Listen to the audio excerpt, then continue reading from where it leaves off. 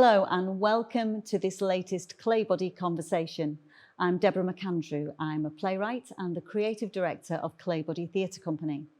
This panel discussion follows our recent drama podcast, Dirty Laundry, a story of industrial illness and corruption in 1950s Stoke-on-Trent.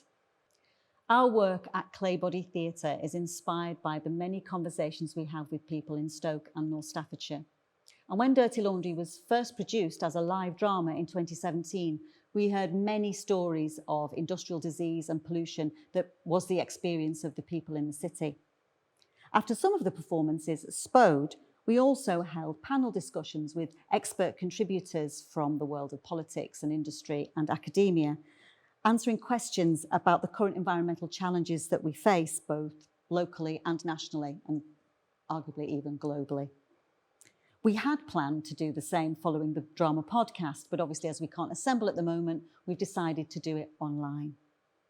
And I'm very pleased to say that we're joined by a distinguished panel who are going to tease out some of the themes of the drama and explore the opportunities and the challenges we still face in making a cleaner and more sustainable world for everyone. So our contributors are Dr. Ben Anderson, lecturer in environmental history at Keele University and BBC New Generation Thinker 2018. Welcome, Ben. Hello. Hannah Ault, director of Stoke-on-Trent based company Valentine Clays. Hannah is also show director of the annual ceramics exhibition Art in Clay. Welcome, Hannah. Hello. Abi Brown, Conservative councillor and leader of Stoke-on-Trent City Council. Welcome, Abi. Hello. And Mark Gregory, Chief Economist for UK at Ernst and Young. Mark was born in Stoke-on-Trent and still maintains strong links with the city. Welcome, Mark. Thank you. So, Dirty Laundry. It looks at the environment through a local, historical and domestic context, but the questions are universal. In our drama, the vested interests of powerful men are what drive the engine of change or stand in its way.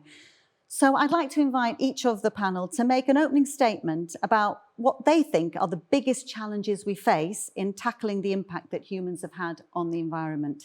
And I'll go to Mark Gregory first for that one. Hello, everyone. I think Dirty Laundry really set out the conflict that we see today with environmental policy, and that we're obviously there in terms of different interests trying to put their point of view forward in the past. For me, the biggest single challenge is that even though the science now seems very clear, the problem or the risk of change and damage to the environment isn't universally accepted. There's still quite a bit to do to get people to accept the science and think about how we act on it. In many ways, the economics is the easiest thing. Economists have lots of solutions, be it tax and ways of creating incentives, but we need people to buy into that. And part of that problem is because politics actually shapes how people view the climate as well. So that's a really significant barrier. When you put all of that together, and you do see it in Dirty Laundry, it's really trying to persuade people, get the information out there, and hopefully help people make the right decision. Thank you, Mark. Hannah, what are your thoughts on this? I suppose quite similar, really. I think it's making the issues kind of accessible to people so that they really understand how they are impacting on the world, I suppose. And I don't think people realise quite what we do every day in terms of everything we use, the household products we use, from things we put in our hair, how it all has that major impact. And I suppose it's trying to get people, like Mark was really saying, to realise the massive impact of this. But I suppose I also think it's offering those kind of alternatives for people as well, because I don't really feel that there are, which comes back to kind of industry's involvement in terms of making that more accessible for people. Thank you. Thanks, Hannah. Ben? I suppose, and to a certain extent, I was slightly different. It's partly because, although we've had climate change as being kind of probably rightly top of our news for the last 30 years or so, actually we're in the midst of a kind of a series of slow-burning environmental disasters. So we could look at depletion of insect populations, which have been reported in Western Europe and other places recently, or we could look at plastic pollution, or we could look at soil depletion, and all of these are kind of environmental slow-burning environmental catastrophes in their own right, as it were, and they intersect with climate change in quite complicated ways. So soil depletion, for example, we probably need to more or less double food production in the coming decades because of population growth and increasing incomes. There isn't any more decent land that we can really cultivate, but soil is also, in its natural state at least, a massive carbon store. So when we do cultivate soil, when we turn it over, it releases carbon.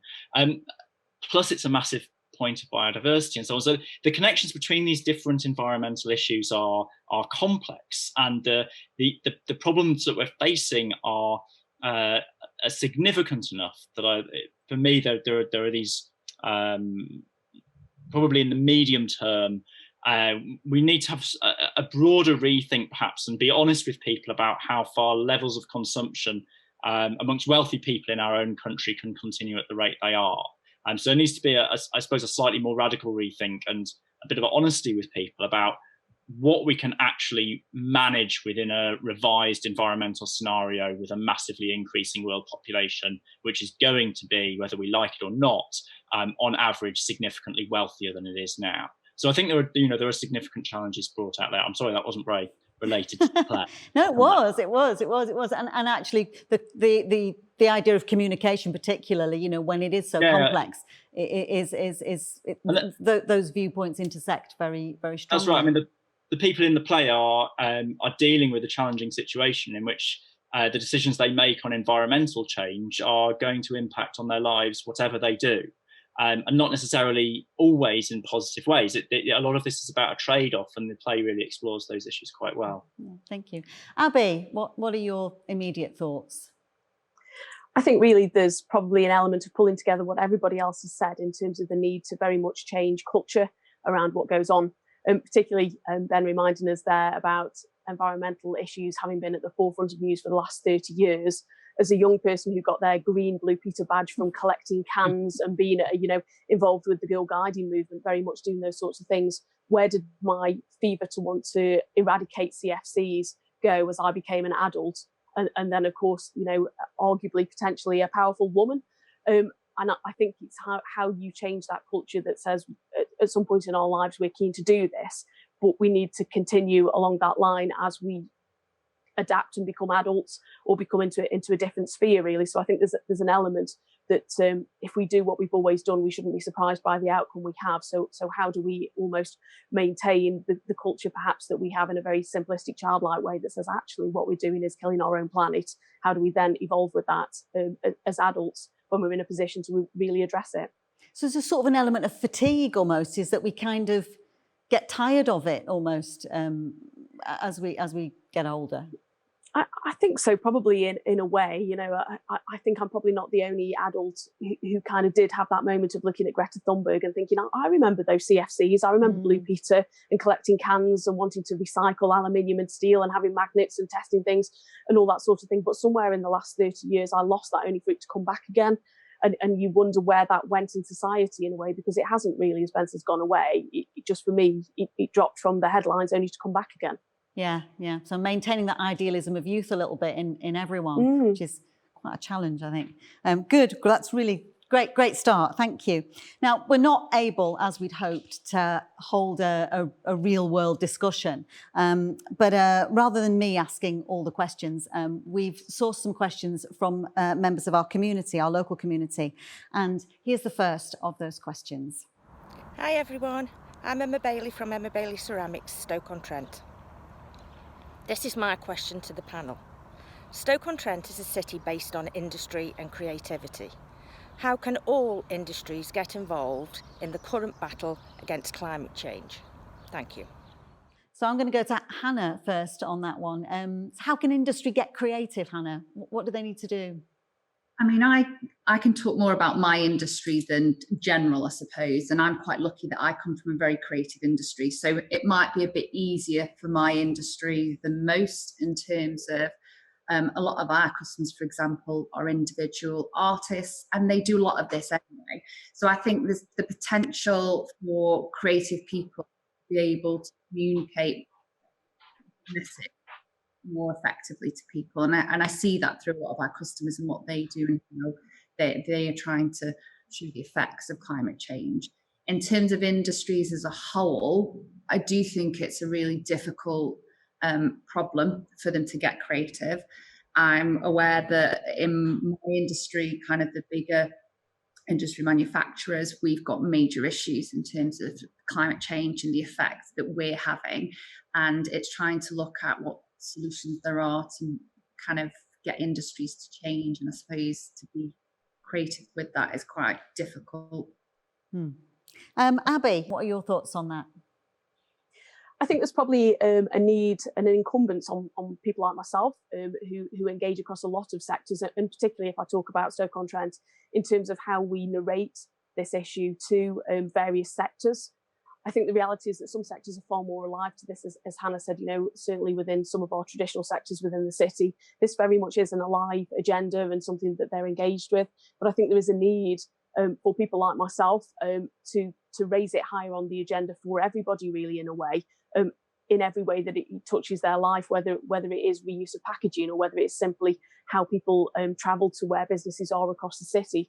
So I think probably a need for a more broader educational programme in a way to raise awareness with all sorts of sectors, and certainly that's something that I feel myself and the City Council have a very big role to play in this. Yeah, do you feel that's sort of in terms of infrastructure, in terms of connecting people across the city, as well as providing those local services? Yes, I think there's a range of different ways we can be involved, and sometimes you almost lose the importance of what you're doing with the scale of what it is. So, the City Council is one of a number of councils eligible for the Transforming Cities Fund, which is a £1.7 billion fund. And the reality is I probably spend more time talking about the quantum of cash we're going to get than the actual benefit to the environment of what we're looking to do, which, in the first round, £5 million worth of funding was to support people to actually travel by a way that is more environmentally friendly, so walking or cycling, actually, along greenways within the city. But as I say, you get lost in the whole scale of providing huge infrastructure, which doesn't really answer the question when you talk about it in that way, does it? Yeah, no, quite. Mark, what's the economics of this then? It was interesting listening to Abi there and thinking about other ways we could invest. And when I'm around the country, in particular if I'm in the southeast, you see lots of startup businesses, mainly in the tech sector, quite entrepreneurial. And I think probably there's an opportunity with the environmental issues, with the power that the kind of Greta and others have done in the way they've engaged young people, to see if we can think about how we can generate money and support to actually encourage kind of startups and bottom-up innovation, where we capture the ideas of young people. So, Abi talked about how as we grow up, we may lose some of that sort of energy and interest. So I think one way we might be able to create businesses that help solve our problems is seeing if we can unleash the power of young people to innovate and think about new ideas. So that's not the kind of classic top-down economic solution, but I think we're in, we're talking about creativity here, and I think we do have to think about different ways of doing it, and you shouldn't forget that Stoke-on-Trent did spawn a world-class industry sort of from somewhere. So there's no reason that there can't possibly be that innovative capability buried in the city, and we just need to try and see how we can get it out. There is a real tension, isn't there, within the sort of, when you've got basically whole economies built on manufacturing, and manufacturing is the kind of the root of a lot of the environmental problems, and yet that is what drives economies. So, I mean, I don't know, is there even a beginning of a way to rethink that? Yeah, I mean, Dirty Laundry lays it out, in sort of, if you're sort of the pottery owner, it's pretty clear, right, that the way the world works. But and often the question is framed in terms of, well, we can't afford to ignore the environment. And I think, if you're living in Islington or Surrey, that's probably true. If you're in Stoke-on-Trent and, you're struggling to make ends meet, the question is, can we afford to do anything about it? And that's the tension we're really wrestling with. But, if you read about, the ideas people have for a new Green Deal and more ambitious programs, the idea is we solve the problem by creating new opportunities. Yeah. Denmark, for example, went early and leads the manufacture of wind turbines and sells those to other countries. So actually, we've created new green jobs in manufacturing but they're in a different place to where we were before. So it's definitely possible, but I think it is a mix of big solutions and also local solutions, or freeing people to kind of be creative. Yeah, great. Thanks, Mark. Ben? Yeah, I mean, I think industry's done a massive amount actually already in tackling climate change, and if we're looking, as Mark was saying about renewable energy, it's now reached a point where it probably, whether anyone likes it or not, it'll eventually replace an enormous amount of fossil fuel power over the next few decades, and electric cars likewise. I think there's been an enormous amount of innovation already from industry, which and I have to admit, in many ways has surprised me, the speed with which that's come. But I do think that quite a lot of that is, in a sense, kind of tackling the low-hanging fruit, the products that can be created and fit quite nicely within a kind of existing economic model of new products. It becomes much harder if we're talking about something like transferring a current culture of fast fashion into a culture of slow fashion. How do we move people's desires from ever a need for greater and more new things to a durability and reuse? How do we shift manufacturers' desire to so-called build-in obsolescence to instead build in durability and repairability? Those questions require possibly joint work between competing industrial groups, and probably international regulation. But we also saw, I think, in dirty laundry, although that sort of reluctantly admitted, we saw that actually the regulation that had been brought in by the pottery industry had also been the mother of invention in many ways. There were new glazes and new processes brought in, on the back of the regulation of the pottery industry. The issue, as Mark pointed out, is that regulation often is expensive, and if there's another place that an industry can go to in which environmental regulations are lower, then that's probably what will happen. Really, it's a case of transferring the environmental injustices that are being explored in dirty laundry to other places around the world where there might not be the inclination to put in environmental regulations or the capacity to enforce them. So, without an international regulation, so it needs the cooperation not just necessarily of businesses together, but also of states together on an international scale. And without that, you really struggle to put in, to effectively kind of take the environment out of the competitive matrix. I mean, that's kind of what we need, is for companies not to be competing on how low they can place their environmental regulations, right, and how cheaply they can manufacture products in terms of the environment. So there are things that I think industry has been great at doing that fit well within our existing economic frameworks, and other things which industry probably needs to get creative and do, which are more challenging because they require us to rethink our economic frameworks. And to some extent, you think ultimately there's an element of regulation from government, from an international consensus that kind of needs to just push that along. Yeah, I think that's probably what is necessary. It's also what is happening and what's happened before. It's not controversial to say that environmental regulations should be internationalised. This has already happened to an extent. Yeah, great, thank you. We're going to go to our next question now. Let's hear from our next questioner. Hello, my name is Jerahl Hall from YMCA North Staffs. My question is that young people will obviously inherit the planet and its future, but how can we better the environment for them without also burdening them with the financial cost of change? Thank you. Future-proofing the finances, is it possible, Mark? It's certainly not easy, and I think Ben has talked about some of the issues there, and actually the international dimension is a really challenging part of it, because we only solve this if we collaborate. We're actually in danger, I think, of being in a world where we're collaborating less, not more. So potentially that risk is greater. And the economics are challenging, and at the moment we're seeing the oil price has fallen dramatically. What that does immediately is it makes renewable energy relatively less attractive than it was. So there's a real risk that actually things get delayed there.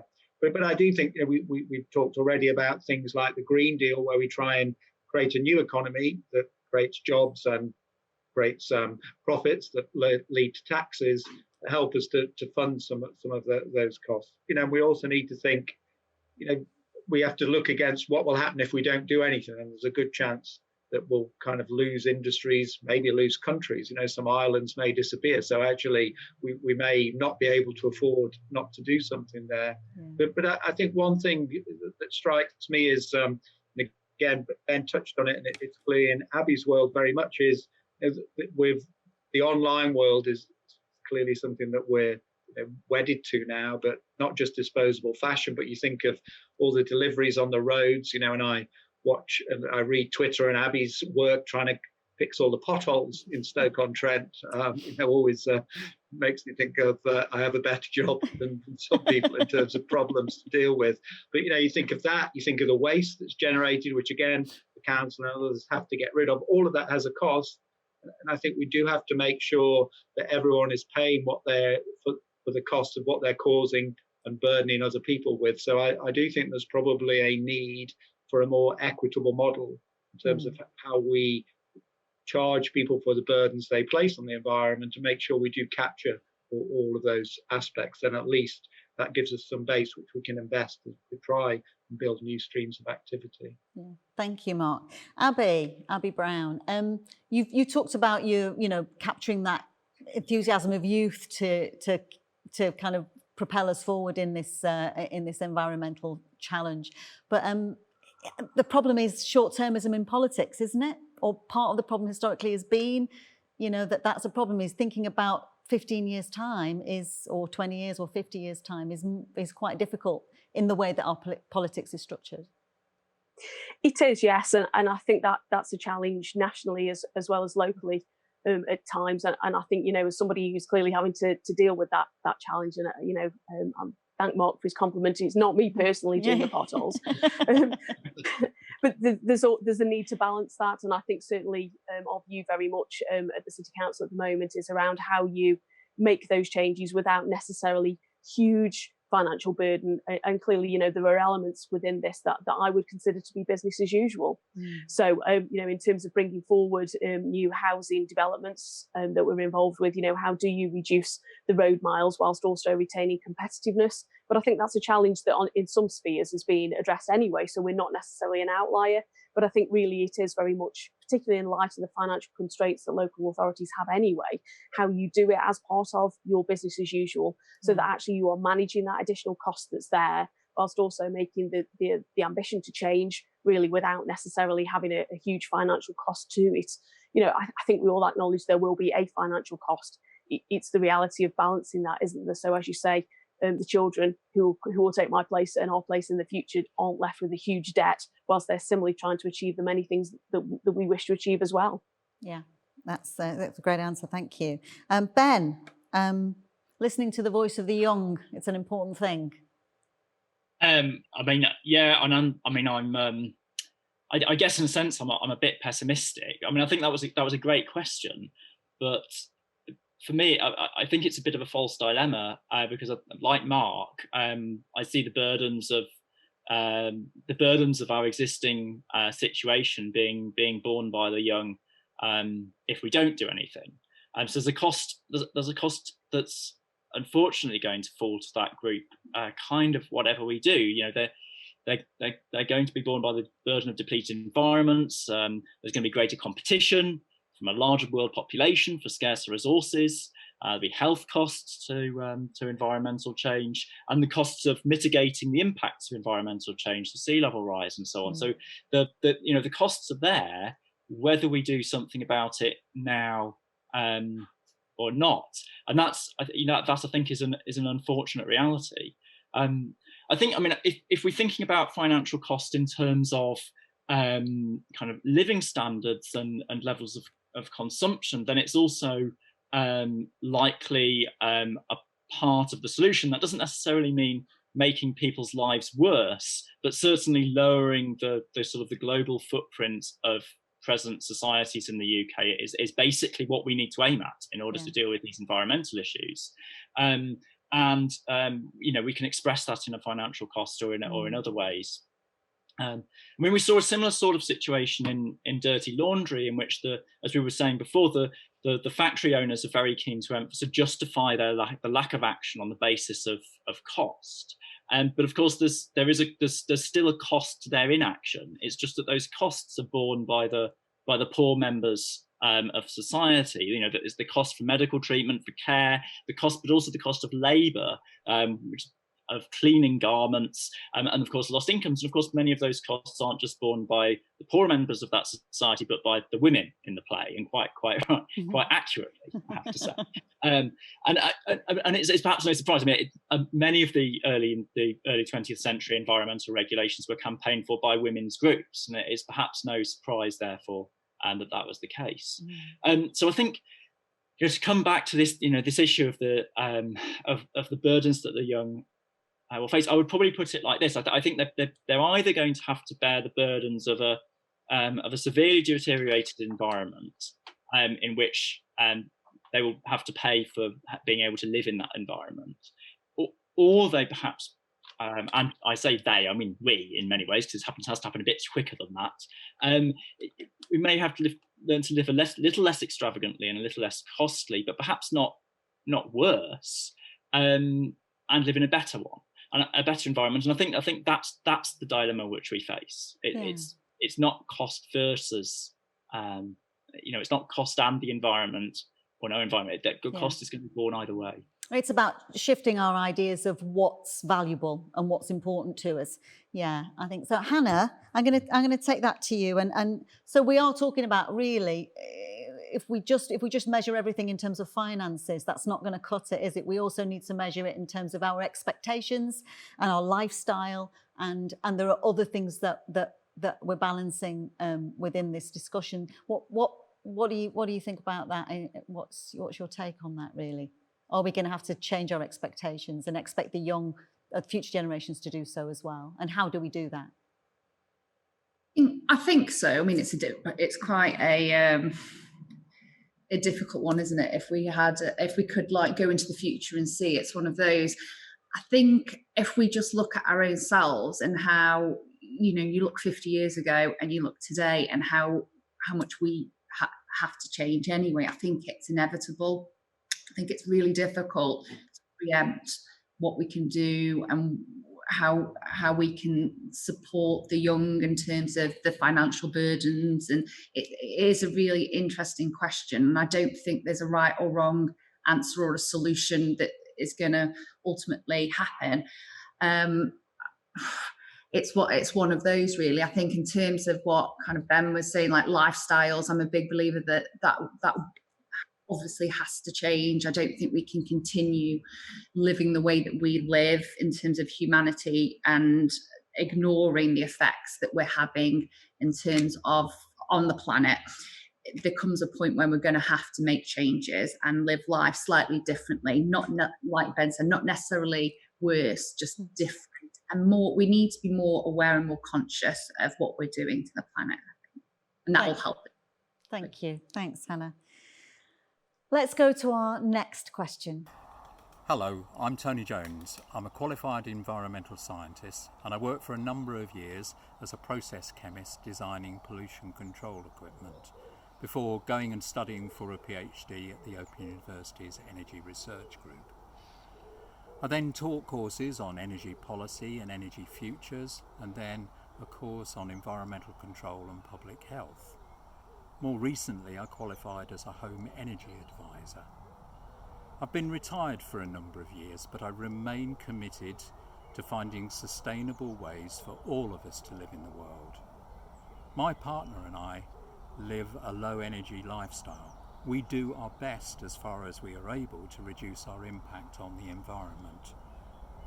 So, my question is, how do we motivate all parts of society to become more active in the interests of our environment? I'm going to go to Ben first for that one. Sociological question, really, isn't it? Or fundamentally? I think it's about communication and media. I mean, what you saw in the play was this is a play about environmental concerns and environmental issues, in which I think I'm right in saying the word environment never appears. These issues that people are facing need to deal with immediate and personal and obvious and catastrophic problems. faced by pottery workers in the 19th and the early 20th century. They aren't connected to the emerging environmental movement in the 1950s. There's no mention in this play, again quite accurately, of the national parks movement, which was emerging alongside it, or nature conservation. And so there's a disconnect between the environmental justice issues which are dealt with within the play and the environmentalism which is going on in wider society, led primarily by middle class people, it has to be said, around the rest of the country at the same time. And that disconnect in many ways mirrors some of the issues faced by modern environmentalism. Modern environmentalism, it's mainly, at a global level, there are different strands of it, but at a global level, we're talking about issues, where the risks are absolutely global. The risks are also often invisible. They're insidious, and they're complex. They're difficult to understand, and yet that's not what people respond to. What people respond to are issues which are local, which affect them. They're issues which are spectacular and readily apparent. They respond to issues which are immediate, that happen quickly, and not ones that develop over a long time frame. And so somehow we need to square this circle. Somehow we need to make these global concerns relevant to people's local concerns. We need to connect those two elements. We need to connect the invisibility, really, of these global environmental risks in our everyday lives with the visible issues that are going on in the environment around us. We need to make these insidious, slow-burning catastrophes into immediate problems, and so we're going to have to make those things apparent. We need to transform this narrative into one which doesn't really capture people's imagination, into one that does, and that is a massive challenge, and not one that I'm able to provide a solution to. But I'll tell you what I don't think doesn't. I think doesn't work. So the first thing I think doesn't work is just introducing people to nature. I don't think that's it doesn't work, because people don't necessarily connect what they experience in the outdoors world with the global environment, and more to the point, they don't necessarily connect what they visit in the outdoors world with their everyday lives, which is where it needs to happen. And I think the other thing that I think we need to think about here is the extent to which the burdens of global environmental change aren't going to be borne equally, but also the responsibilities aren't and shouldn't and can't be borne equally either. People pollute at different rates, and so their capabilities to reduce pollution is different. To put it really basically, it just doesn't help if relatively wealthy people, like me, I have to say, chastise poorer members of our community and poor people living in poorer neighbourhoods for their apparent lack of environmental awareness. The fact is that I can recycle all I want, and I can refuse to go on as many flights as I can, but I can guarantee you, just because there are very many very poor people living in this country, their carbon footprint will be far lower than mine. And so we need to acknowledge that actually the changes do need to come about from the wealthier members, even of the community living in the UK. The burden of meeting carbon change emissions shouldn't be borne by the poorest in our societies, and they shouldn't be borne by the poorest societies in the rest of the world either. And those are really hard messages to put across. And so, in my own work, and I think more broadly, rather than telling people what to think about this, somehow we need to give people the opportunity to find their own ways of thinking through these issues and making their own decisions about it. It's definitely about empowerment to come to environmental understandings, rather than the enforcement and the coercion of people to have environmentalist attitudes. Thanks, Ben. Abi, politically, where can politicians move this forward? How can they help to communicate and to motivate and to incentivize addressing issues of the environment? Well, I think obviously, Ben really has probably given a fairly model answer there. Whoever it is who's answering in a way, and I think the challenge is for people like me how you communicate that out there to residents, whilst also in a way designing an element of design of the schemes of how you do that without, as Ben very, very well puts across, penalising those who can least afford to do it at the expense of others who are very much able to do so. Communication is always going to be the answer, isn't it? And I think it's how we, I guess, a public sector leader, work on where the priorities are that will deliver the most benefit with them without necessarily penalising those least able to do so, in a way.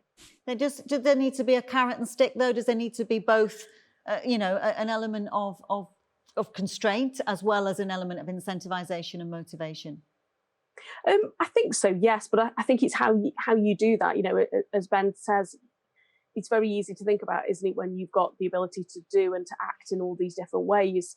And I think it's also sometimes the follow through on what the impact is. So, one that's a typical kind of local government one. We have a lot of residents within the city who suffer from digital poverty. They don't have access necessarily to mobile phones, but I would like them all to pay by direct debit for all their services, which on the one hand would have an environmental impact. They wouldn't be driving the car or catching the bus down to their local town to pay, but equally will have an impact on the economy because they won't be going to that local centre to pay in the first place for other goods while they're there, while they're paying their council tax. So I think it's kind of how you balance that through, alongside the fact that they equally are suffering potentially from digital poverty and couldn't do it in the first place. Yeah. Hannah, we're having this chat on the back of a work of art, a piece of art, which is a play. And you move in the art world. Does art as a means of communication have a role to play in all this? Can it be part of the story? Does it have to be? I think it's important that it is. I don't think it's a case of it. I think it has to be. I think it's the best way to make sometimes messages accessible to people, because I think that's the problem sometimes, sitting here and listening to one talking today. It is trying to make a message accessible to all parts of society, those that aren't maybe quite as academic, I suppose, as others might be. And it's how do we do that? How can we be creative with the message and get it out there and make it accessible to all parts of society? And I think we've got, especially in Stoke, we're a very creative city. We've got amazing creative people, and I think there's loads of ways that we can get the kind of that environmental message out there through, whether it's clay, through poetry, through plays like yourselves. That there's so many ways that we can just get creative and keep, I suppose, banging the drum and getting the message out there.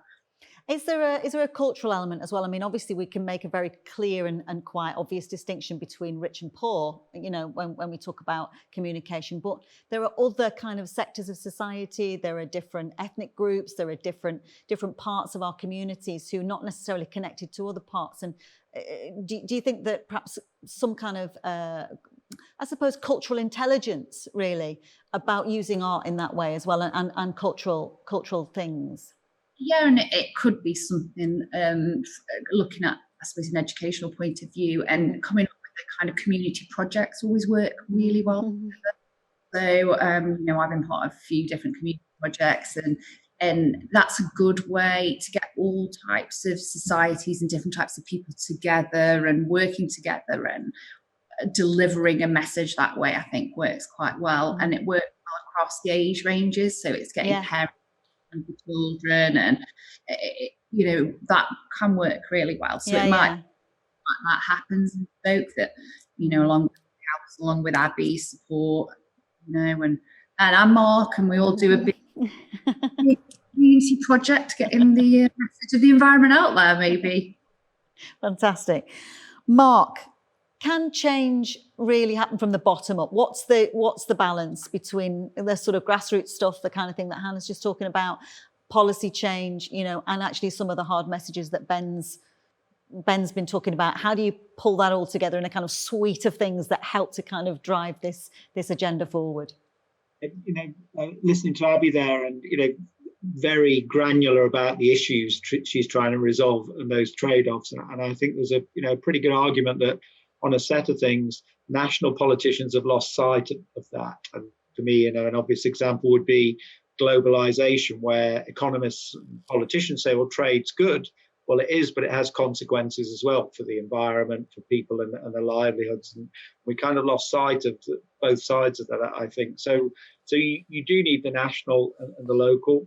And I think what we need to do is give people better information to make trade-offs. And I think an interesting one in the world of economics is, we're slaves to GDP growth, and we have been for a long time. But actually, we shouldn't just measure our wealth and our well-being on one metric. That actually is, if anyone knew how it was created, they'd be horrified to think that we made any decisions purely on the basis of that. But people are trying to develop indices of well-being and how actually we're depleting the assets that we have in the natural world. Ben talked about the soil and insects and other things. I think we have to give people the information, and then we have to empower them so they can, from the bottom, engage and push that change. And again, the kind of boost that Greta Thunberg's given to participation, somehow we have to capture that and really bring the two together so that we don't get into a situation where we have been, where national politicians and economists make decisions on our behalf that we can't really change once they've happened. So better information and more power and engagement to actually shape the dialogue and policy. Thank you. That's wonderful.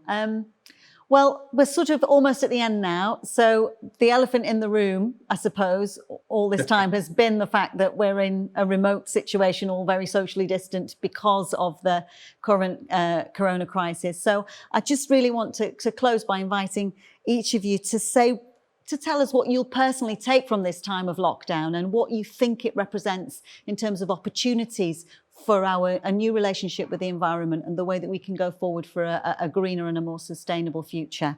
And I'm going to go to Abi first for that one, please. Okay, so I think certainly for me in my role, what the time of lockdown has done has presented a new opportunity to have a go at doing things. I'm so passionate about our city. I absolutely love Stoke-on-Trent, but I think one of the challenges that we have is often we are so slow almost to adapt to changes that are there. And I like to think that we've had the opportunity, certainly in lockdown, from a council point of view, to reimagine things within the sphere which we're in.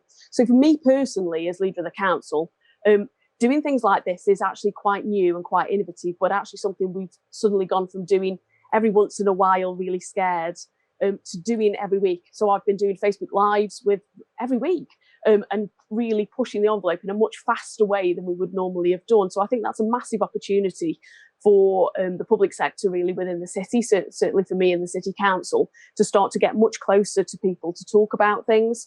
And I think certainly that will be something that I take away, because what it's meant is that actually I've been busy every day, but 4 out of 5 days, although actually I do work normally 7, but 4 out of every 5 days have actually been done from home.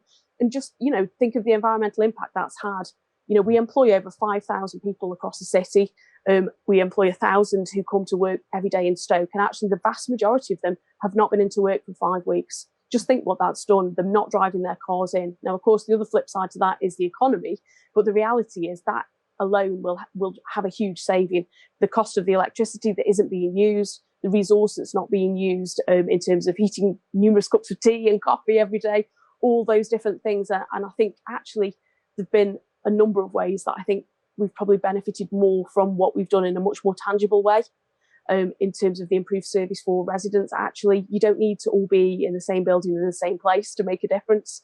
So I think for me personally, it's been a huge push forward to open my eyes as somebody who was probably fairly au fait really with technology, about how much further you can go much more quickly. Great, thank you. Ben, what are your thoughts on this one? I have to say, I mean, it's been fine. We've got everything done. I think my students have enjoyed it to a certain extent. It's also been an absolute nightmare to teach. I think in many ways, what this has shown to me, at least, is also the limits of technology and the fact that actually we need social interaction to be able to function as human beings. So I'm really looking forward to leaving lockdown, and I appreciate probably the massive carbon saving in people not commuting, but Well, yeah. But I also think there's in many ways, COVID-19 is an environmental crisis, right? It's a crisis which is probably borne out, many scientists are now saying, from our sort of extravagant use of the natural environment. And it's a crisis which affects people based on their environmental circumstances. Basically, poorer communities are more likely to catch COVID-19 and they're more likely to die from it. It varies a lot from place to place, and I think mercifully Stoke has been relatively unaffected. I don't really know the data on that, but overall, it's been poor communities that have borne the brunt of this, and often poor communities in which key workers live, right? And that's as a result partly of the fact that there are more people with underlying health conditions living in those communities, more people that we think maybe at a greater risk from ethnic minorities living in those communities. There's also more overcrowding in those communities, more people living in smaller spaces, that are less able to isolate themselves. And in some places, it's also the case that these communities live more distant or don't really have access to local parks and other green spaces. And I think for me, one of the things that it's really highlighted is the importance of the kind of the informal green spaces in and amongst our cities, which are, there are loads of them in Stoke-on-Trent, and the significance of those, not just from a biodiverse perspective, something which has really been highlighted for a couple of decades now, but also their social benefits for local people, that these are the places that people are going to in order to get away from the home in a socially distanced manner.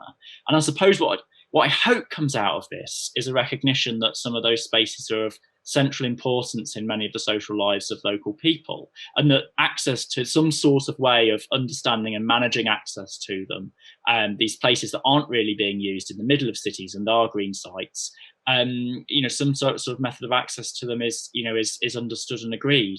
And I know there are issues surrounding doing that, but that I think would be a really beneficial outcome for many communities, many urban communities of the COVID-19 crisis. Thank you, Ben. Hannah, what are your thoughts? I actually think it's been a time where people are becoming much more aware actually of the environment, because I think we've been able to see it actually healing. And I think most people in their general everyday life isn't something they really think about. But there's lots of kind of evidence that we're all aware of, that's in the news and everything, of kind of the impact of having to be self-contained at home and the impact that that's having on the planet.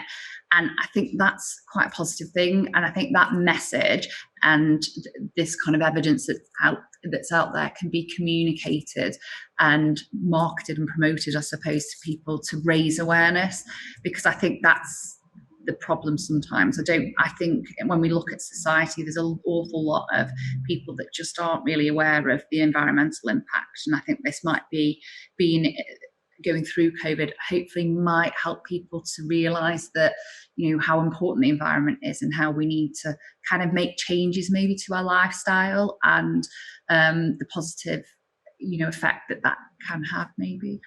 Thank you, Hannah. Mark, would you like to round up for us? Thank you. For me, I suppose I'm most struck by how fragile the world is, that from nowhere this thing suddenly took over, really from nowhere. And I think if there's ever a wake-up call, that would be sort of the first thing I would see there. I think beyond that, we have been very resilient, although when I listened to Dirty Laundry, I think there were resilient people. Probably, that was a tougher place than we find ourselves in. But picking up on what Hannah said there, I think it is this demonstration effect that's most interesting. And for me, there's almost a triangle in my mind of kind of the environment, people's lifestyle, and the economy. And I think what we've seen is maybe we can rebalance across those 3 points of that triangle, that we don't have to stay with the model we've got. And I share Ben's desire to kind of get back to doing some of the things we used to do and take for granted. But, businesses have invested a lot in this technology that we're all using. I suspect they'll want to keep using that. And actually, we may well find we don't want to go to the office as much. I personally now know I live near one of the most polluted roads in Europe, the M4, which has been much nicer, but also the tube I used to catch every day is a very effective way of spreading disease, and probably not just for COVID-19, but more generally, being on it less would not be a bad thing, right? So I think, we can probably see, as Hannah says, a vision that looks a bit different, and I don't think it'll be where we are today by any means, but hopefully it gives us at least an experiment to kind of think about, try and reshape things, start the journey. Well, the conversation could run and run, but sadly that's all we have time for. If you have any thoughts or comments that you'd like to make on the things we've discussed today, please do leave your comments below and continue the Claybody conversation. You can also still listen to the drama podcast on our website. It's free. Just go to the podcast page of claybodytheatre.com. My thanks to our questioners, Emma Bailey, Jerahl Hall and Tony Jones, and to our expert panel, Hannah Ault, Ben Anderson, Mark Gregory and Abi Brown. And thank you for watching. All I want now is to be your friend, 'cause that won't hold me up. Pretension is the kind of stuff leads me astray. So honey, make a pot for me. I don't buy the words you don't understand. All I want now is to be your friend, 'cause I won't hold me up. Pretension is the kind of stuff leads me astray. So honey, make a pot for me. So honey, make a pot for